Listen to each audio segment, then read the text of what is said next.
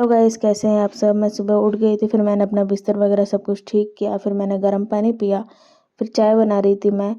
फिर मैंने भी थोड़ा सा चाय खाया, फिर नहा के रेडी हो रही थी मुझे जाना था ज़रा टाटा हॉस्पिटल जाना था, एक जन को लेके, मतलब कज़न नाना थे, उनको लेके जाना था। फिर मैंने एक्सरसाइज वगैरह भी सब कुछ कर लिया था घर पे ही। फिर निकल गई थी मैं, फिर ट्रेन में बैठे हम लोग, फिर यहाँ पे अंधेरी पहुँची थी मैं। फिर दादर उतर के हमने बस लिया टाटा हॉस्पिटल के लिए।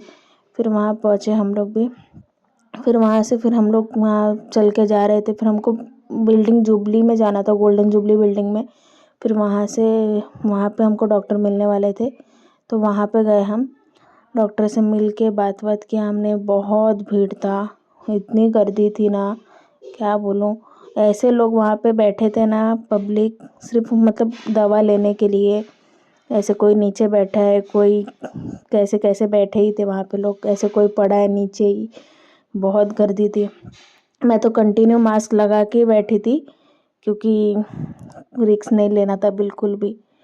फिर वहाँ पे सब कुछ हो गया, बहुत पब्लिक नीचे बैठे थे। फिर अपॉइंटमेंट लेना था, फिर एक और टेस्ट कराने के लिए डॉक्टर ने बोल दिया था, तो बहुत हमको भी लेट हो गया घर पे जाने के लिए। शाम को 6:30 बजे हम लोग हॉस्पिटल से निकले थे। फिर वहाँ से निकले, फिर हमने टैक्सी लिया दादर स्टेशन के लिए। फिर शेयरिंग टैक्सी हमको वहाँ से मिल जाती है 15 रुपये में, 15 रुपये में छोड़ भी देती है वहाँ पे। फिर हम वहाँ से निकले, स्टेशन पे आए। फिर हम लोग 2 नंबर प्लेटफॉर्म पे जा रहे थे दादर के, क्योंकि वहाँ से हमको चर्चगेट की ट्रेन मिलती।